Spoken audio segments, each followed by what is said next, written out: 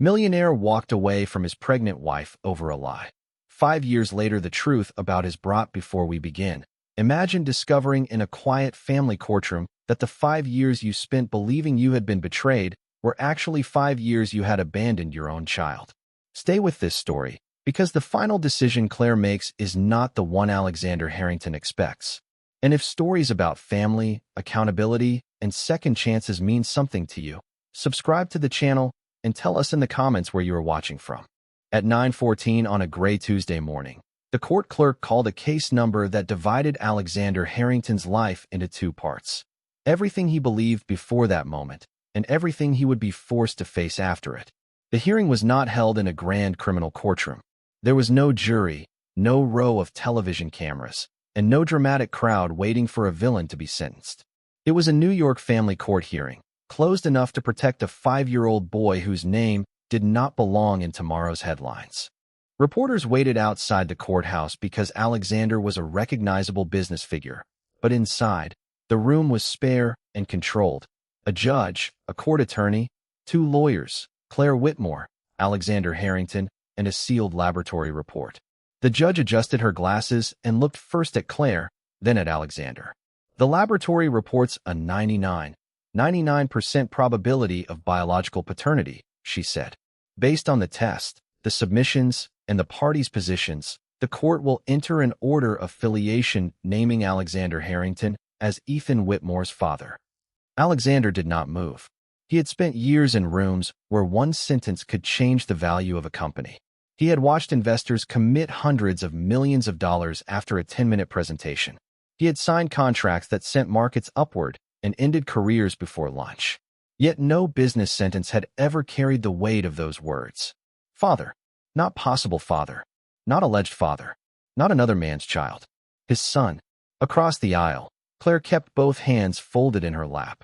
She did not look triumphant. She looked tired in the way people look when a truth arrives years after it could have prevented the damage. Beside her sat her attorney, Ruth Kaplan, a 68-year-old family law specialist who had represented parents for more than 4 decades. Ruth had warned Claire that the court could establish legal parentage, open a child support case, and create a path toward parenting time. It could not return Ethan's first word, his first fever, or the night he asked why other children had fathers at school events. The judge continued carefully. A related child support proceeding will move forward under the applicable process. Parenting time is not decided by biology alone. The child's best interests will control. I understand the parties are discussing a gradual introduction plan with a child development professional. Alexander nodded because his lawyer touched his arm and reminded him where he was. Then the judge turned to the stack of exhibits concerning the altered photographs, edited messages, and false document Alexander had received 5 years earlier. This court is not deciding whether a crime occurred, she said. However, counsel has requested that certified copies of certain materials be preserved for referral to the appropriate investigative authorities. That request is granted. There was no instant conviction, no theatrical sentence, no declaration that the woman who created the deception had lost everything. American courts did not exist to provide perfect endings in a single afternoon. The family case would establish Ethan's rights. Any criminal investigation into forged records or unlawful computer access would proceed separately. A civil claim, if Claire chose to pursue one, would be another matter entirely. Alexander heard every word, but his mind had already gone backward 5 years, to a hospital hallway where Claire had once pressed a black and white ultrasound image against his chest. Look, she had whispered. That tiny blur is our future. At the time, he had smiled and promised something that now sounded unbearable. I will never miss a day that matters. He had missed nearly 2,000 of them. 7 years earlier, Alexander Harrington was 47 years old and had finally reached the level of success that magazines like to call inevitable. It had not been inevitable. Harrington infrastructure had begun in a rented office above a plumbing supply store in Queens. Alex had slept on a folding couch, eaten vending machine dinners, and learned to make a suit look presentable after wearing it for 16 hours. Claire knew him then. She was not an investor's daughter or a socialite drawn to his name. She was a public school art teacher who met him when both volunteered at a neighborhood rebuilding project after a winter fire damaged 3 apartment buildings. Alex arrived in polished shoes that were ruined within an hour. Claire laughed, handed him a pair of work gloves, and showed him how to scrape smoke-damaged paint from a wall. "You are holding that tool like it has personally offended you," she said. "I negotiate for a living. Today you scrape." He did. Their relationship grew in ordinary places: diners, subway platforms, folding chairs at school concerts, and the narrow kitchen in Claire's apartment. She was there when Alex's first major lender withdrew. She was there when he sold his car to make payroll. She never told him that success was guaranteed. She told him that failure would not make him less worthy of love. By the time his company became nationally known, Claire was the one person who still called him out when he confused urgency with importance. "You can reschedule a meeting," she once told him. "You cannot reschedule a life forever." They became engaged when Alex was 49 and Claire was 41. They had not yet married when Claire became pregnant. The distinction would later matter legally, though it meant nothing emotionally. They had chosen a small autumn wedding. Claire had already found a modest inn in the Hudson Valley. Alex had told his board he would be unavailable for an entire weekend, which everyone treated as evidence of personal growth. When Claire showed him the pregnancy test, he sat down on the kitchen floor and laughed. Then he cried, which surprised both of them. "I thought this part of my life had passed me," he admitted. Claire sat beside him. "Maybe it was waiting until you were ready to understand it." They chose the name Ethan after Claire's grandfather, a quiet man who had raised 3 children after losing his wife young. Alex began reading parenting books. He installed a crib too early and incorrectly. Claire's mother, Margaret, who was 69 and had no fear of wealthy men, watched him struggle for 20 minutes before saying, "The instructions are upside down." For several months, happiness made them careless in the way happiness sometimes does. They believed the people around them were happy for them. Victoria Lane was not. Victoria had known Claire since college. For years, they had been close enough to know each other's family histories, insecurities, and old relationships. When Alex's company expanded, Victoria joined the communications department and eventually became senior vice president for corporate affairs. She was capable, polished, and patient. She understood the value of appearing indispensable. Her interest in Alex was not a simple romantic obsession. She wanted proximity to power, but she also wanted control over the story of his life. Claire disrupted that control. She reminded Alex of who he had been before the boardrooms, and she challenged decisions Victoria preferred him to make without question. The conflict sharpened when Claire persuaded Alex to create an employee emergency fund after a construction worker was injured. Victoria called it a public relations opportunity. Claire called it a responsibility. Alex sided with Claire and funded it quietly, without a press release. After that, Victoria began collecting fragments. An old photograph of Claire having coffee with Daniel Ruiz, a former college boyfriend who was now an architect working on a school renovation. A series of innocent text messages about budget drawings. A digital signature Claire had once used on a charity grant. A laboratory letterhead available in a vendor file. None of those things proved betrayal. Arranged carefully, edited selectively, and delivered at the right emotional moment, they could look like proof. Victoria also knew Alex's deepest fear. His father had left when Alex was 9 after discovering that the family had hidden years of debt. Alex did not merely dislike deception. He experienced it as the first warning that abandonment was coming. At 11:47 one Thursday night, Victoria sent him a message. "I am sorry. I tried to stay out of this, but you deserve the chance to protect yourself before the baby arrives." Attached were screenshots that appeared to show Claire telling Daniel that Alex could never know. There were photographs cropped to make a public cafe meeting appear secret. There was a document designed to resemble a preliminary laboratory cover sheet, suggesting that another man had requested information about prenatal testing. It was not an actual DNA result. It did not say Daniel was the father. It did something more effective. It gave Alex enough pieces to build the worst conclusion himself. He stared at the files until nearly dawn. The next morning, Claire found him sitting at the dining table with cold coffee and a face she did not recognize. "What happened?" she asked. "Who is Daniel?" She blinked. "You know who Daniel is. He is consulting on the school project. Why were you meeting him without telling me?" "I did tell you. At dinner last Tuesday. You answered an email while I was talking. That should have stopped him." Instead, embarrassed by the possibility that he had missed something, Alex became more certain there must be more. He placed his phone on the table. Claire read the messages. Her confusion became alarm. "These are not complete," she said. That sentence was about the donor list. Daniel said the board could never know we had found a private backup donor until the agreement was signed. "Where did you get this?" Alex did not answer. Claire looked at the cropped photograph. This was at a public cafe across from the school. There were 6 people at that table. Then she reached the imitation laboratory page. "This is fake." You recognized it quickly. The cruelty of the remark shocked them both. Claire lowered the phone. "Ask the clinic. Ask Daniel. Ask anyone. But do not stand there and punish me because somebody gave you a story that matches your worst fear." Alex should have called the clinic. He should have hired an independent forensic examiner. He should have shown the material to counsel. Instead, he did what frightened people often do. He called his reaction a decision. For 10 days, the apartment became a place of careful footsteps and unfinished sentences. Claire offered her phone, her email, and the original project records. Alex refused to look, claiming he needed space to think. In truth, he feared that examining the evidence might force him to admit how easily he had doubted her.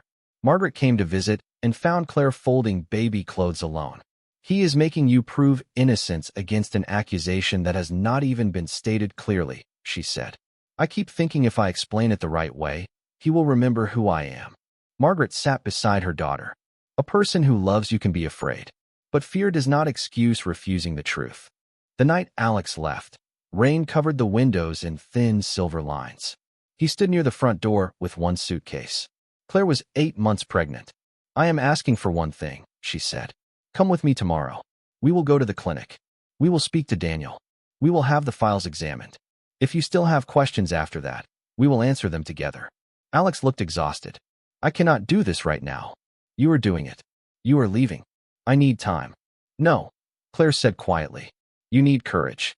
Time is what the baby and I are about to lose." He flinched, but still reached for the door.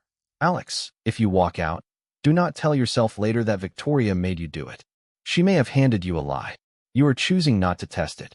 He stopped at the name. "So you know it was Victoria?" She is the only person who had access to the charity signature file and knew Daniel's name. "I do not need to be a detective to see who benefits from this." Alex wanted to believe Claire was deflecting blame. That interpretation allowed him to leave without seeing himself clearly. The door closed. Claire stood in the hallway until the elevator moved. Then she called her mother. "I need you," she said. Margaret arrived in 20 minutes. Ethan was born 3 weeks later after a difficult labor. Claire listed no father on the acknowledgement form because Alex was not present and had not signed. She sent him one message from the hospital. "Ethan was born safely. You may contact my attorney if you want to establish paternity and discuss your responsibilities." The message was delivered. Alex read it. Victoria told him responding would expose him to a public scandal and years of litigation. He allowed her advice to reinforce the answer he already wanted. Claire did not go to the press. She did not publish the messages or sell her story. She moved into Margaret's 2-bedroom apartment while recovering. She took a leave from teaching, then returned part-time. Money was tight. Pride was expensive, and Claire learned to live without it. She accepted help. She bought second-hand furniture. She painted children's portraits on weekends for extra income. Ruth Kaplan, referred by Margaret's church, explained Claire's options. "You can file a paternity petition," Ruth said. "If he disputes biological parentage, the court may order testing. An order of filiation can establish legal fatherhood and lead to support. But I need you to understand something.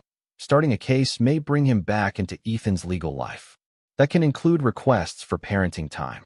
Claire looked at the sleeping newborn in her arms. "I do not want revenge." "Good. Courts are not built for revenge. I want stability.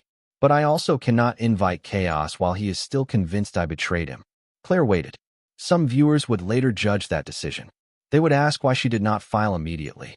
There was no perfect answer. She was exhausted, financially vulnerable, and terrified that Alex's money would turn every month of Ethan's infancy into conflict. Ruth documented the facts, preserved the messages, and told Claire the door remained open. Years passed through small routines rather than dramatic scenes. Ethan learned to walk while holding Margaret's coffee table. He called every yellow vehicle a bus. He loved blueberries, disliked socks, and asked questions faster than adults could answer them. Margaret became the steady older presence in his life. At 72, she still volunteered at the library and treated retirement as a rumor. She taught Ethan to bake cornbread and to say please even when he was angry. Claire rebuilt too.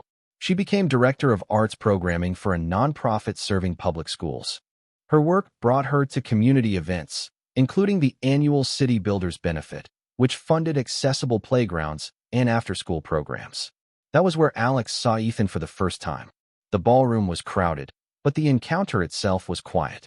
Claire was kneeling to straighten Ethan's bow tie when he looked past her and said, "Mom, that man is staring." Alex stood near the sponsor wall, a glass of water untouched in his hand. Ethan had Claire's mouth and Margaret's cautious expression, but his eyes were Alex's, not merely the color. The same habit of narrowing slightly before a question, the same small crease between the eyebrows. Claire rose. "Hello, Alex." He had imagined seeing her many times. In those imagined scenes, she was angry, wounded, or eager to prove something. The real Claire was composed. "Who is he?" Alex asked, though he knew the answer. "This is Ethan." The name struck him. They had chosen it together. Ethan looked between them. "Do you know my mom?" Alex swallowed. "I knew her a long time ago." Claire's gaze sharpened, not because the answer was false, but because it reduced their history to something safe for him. A photographer approached the sponsor wall. Claire immediately guided Ethan away. She would not let her son become a public image before he understood his own story. That night, Alex opened an encrypted folder containing the files Victoria had sent 5 years earlier. He had not looked at them in years. This time he noticed what fear had hidden: inconsistent fonts, missing message headers, a photograph whose reflection showed more people than the crop revealed. He called Victoria. "Where did you get the original files?"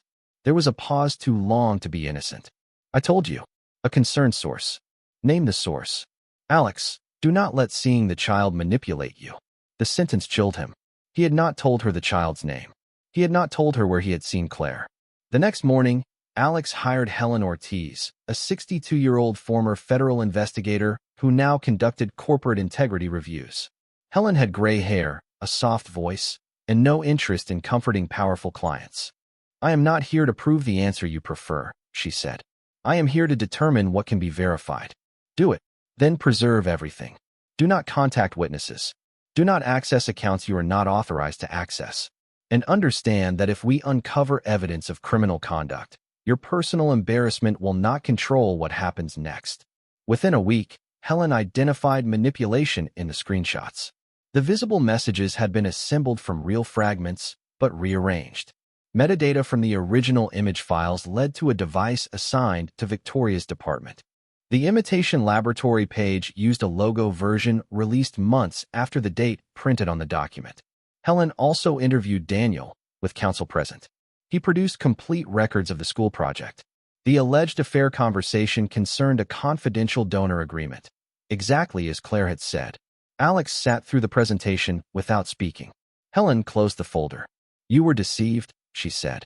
"But I want to be precise. The material contained warning signs. You did not verify it." "I know." "No. You know now."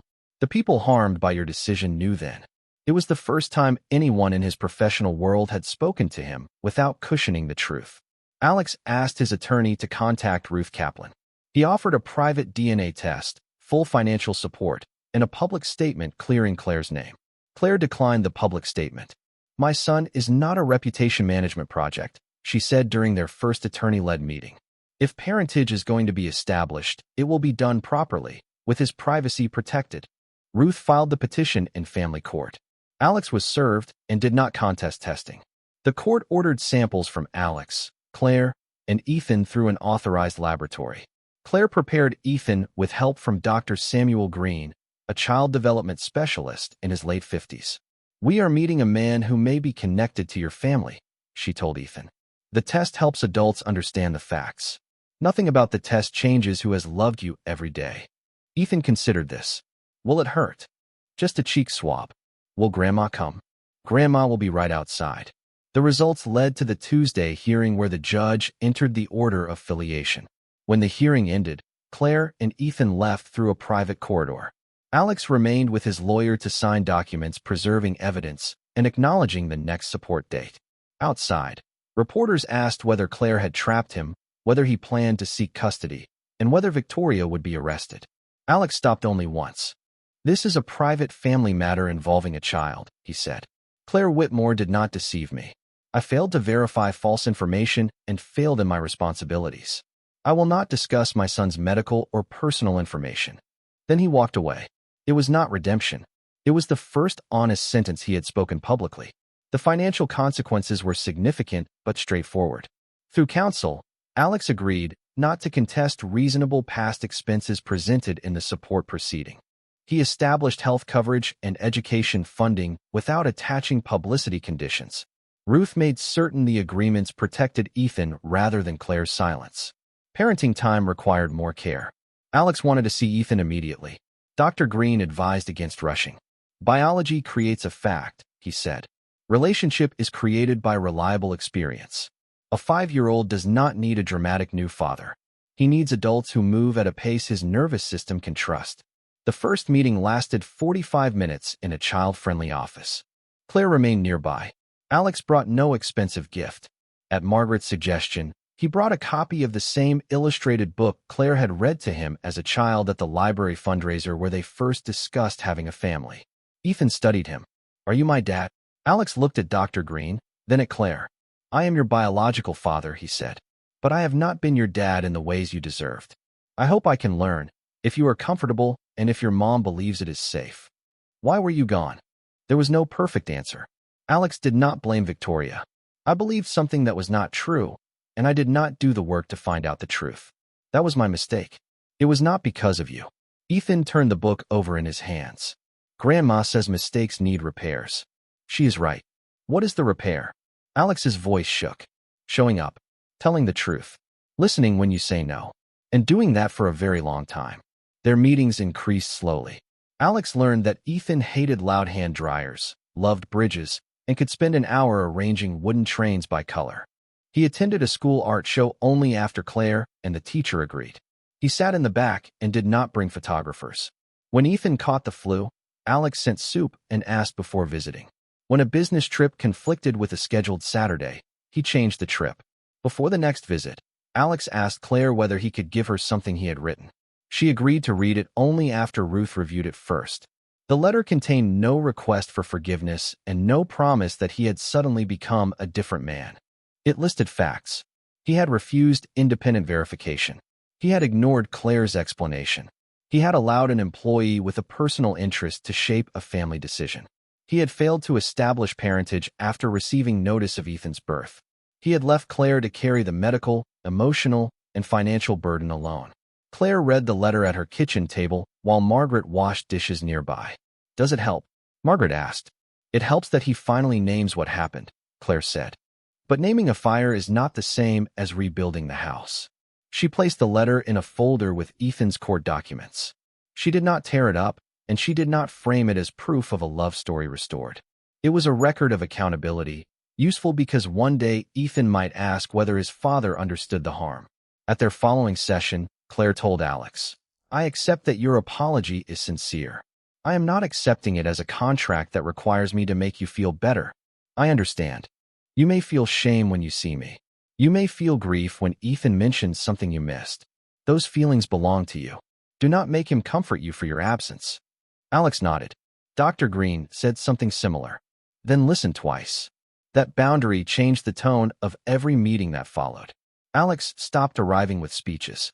He began arriving with questions. What does Ethan need today? What routine should I follow? What should I avoid promising?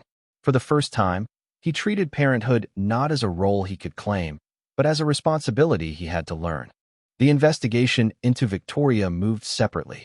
Harrington Infrastructure placed her on leave after an independent board committee reviewed Helen's findings. Her lawyer denied criminal intent. Months later, prosecutors announced charges related to unlawful computer access and falsified business records. The story did not declare her guilty before trial. Claire was a witness, not a spectator waiting for revenge. She gave her statement once and returned to her life. Alex's board asked whether he intended to resign. He did not hide behind the investigation. "The company's controls failed," he said. "So did my judgment. He stepped down from day-to-day leadership for 6 months while the board strengthened records access and whistleblower protections. Some people called the decision noble. Helen did not. Consequences are not nobility, she told him. They are consequences. Claire heard about his leave from the news. It did not change her boundaries.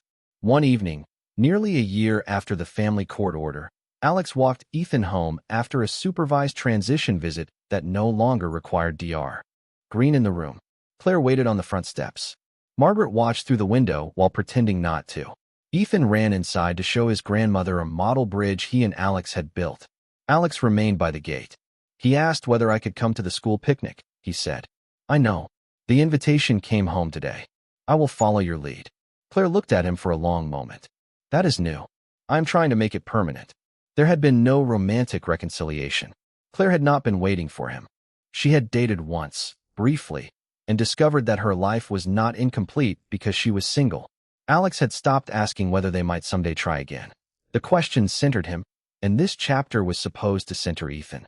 I used to think the truth would fix everything, Alex said. Now I understand it only tells us what needs fixing. Claire nodded. And some things are repaired into a different shape. Do you think he will ever call me Dad? That is not a title you request. It is a word he may choose when his experience supports it. Alex accepted the answer. At the school picnic 2 weeks later, Margaret sat beside him on a folding chair while Ethan raced through an obstacle course. You hurt my daughter, she said without looking at him. I know. You hurt my grandson before he was old enough to understand the word. I know that too. Margaret finally turned. Then do not spend the next 20 years performing regret. Spend them being useful. Ethan crossed the finish line and searched the crowd. He found Claire first, then Margaret, then Alex. He waved at all three. That evening, after the picnic, Ethan handed Alex a drawing. It showed a bridge over blue water. 3 figures stood on one side. One stood halfway across. That is you, Ethan explained. Alex looked at the figure in the middle. Am I coming over? Ethan shrugged with the honesty of a child. You are walking. You are not there yet. Alex placed the drawing in a simple wooden frame, not in his executive office, but in the small apartment he had chosen closer to Ethan's neighborhood. Months later, the court reviewed the parenting plan. The adults reported consistent visits, no missed support payments, and no public exposure of the child. The judge expanded parenting time gradually. There was no applause. Family progress was recorded in calendars, school forms, and ordinary weekends. On Ethan's 7th birthday, Alex arrived early to help Margaret hang paper lanterns. He carried folding tables instead of giving instructions. Claire watched him tape a crooked banner to the wall. You are still terrible with tools, she said. He smiled. Some evidence is reliable. It was the first joke they had shared in years. It did not erase the past. It showed that the past no longer controlled every breath between them. Later, Ethan opened a small box from Alex. Inside was a brass compass. What does it do? He asked. It helps you know which direction you are facing. Ethan turned it in his palm. Did you have one when you got lost? The room became quiet. Alex answered honestly. I had people telling me the right direction. I did not listen. Ethan nodded as if this made sense. Children often understand moral facts more clearly than adults. At the end of the party, Ethan hugged Margaret, then Claire. He stood in front of Alex, uncertain. Alex did not open his arms or ask. Ethan made the choice himself and leaned forward. The hug lasted only a few seconds. For Alex, it carried more value than every contract he had ever signed. Claire saw his eyes fill, but said nothing. She knew the danger of mistaking one tender moment for a completed transformation. Trust was not rebuilt in a climax. It was built in repetition. The promised call that came on time, the support payment that did not need chasing, the school meeting attended without fanfare, the apology that never became a demand for comfort. The following spring, Victoria's criminal case remained unresolved, and Claire's separate civil claims were handled through counsel. The story did not need a spectacular punishment to prove that harm had consequences. The most important legal outcome had already occurred. Ethan had recognized rights, financial support, access to medical history, and a father required to act like one. Alex eventually returned to his company in a reduced role. He created stronger evidence-handling policies and funded digital literacy training for nonprofit organizations. But he did not put Claire's name on the program. He had finally learned that making amends was not the same as turning another person's pain into his public legacy. One Sunday afternoon, Claire found Ethan and Alex at the kitchen table assembling a model of the Brooklyn Bridge. Margaret was correcting both of them from across the room. "The support cables go there," she said. Alex looked at the instruction booklet. "The diagram is unclear." Margaret lifted one eyebrow. "That excuse has caused enough trouble in this family." Claire laughed before she could stop herself. Ethan grinned. "Grandma wins." "She usually does," Alex said. For a moment, the room held something none of them had expected. Not the old family restored, but a new family arrangement built with clearer rules, stronger boundaries, and fewer illusions. Alex had once believed truth would arrive like a verdict and free him from regret. It did not. Truth gave Ethan a father-in-law, but only daily conduct could give him a dependable parent. Truth cleared Claire's name, but it did not require her to reopen her heart. Truth exposed Victoria's actions, but it did not remove Alex's agency from the night he left. That was the lesson he carried. A lie can point someone toward the wrong door.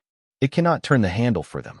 Years later, when Ethan was old enough to understand the full story, Claire and Alex told him together. They did not show him headlines or make him choose sides. Alex said what he had practiced saying without excuse. "I was deceived, and I also failed to verify what I was told. I hurt your mother. I abandoned my responsibility to you.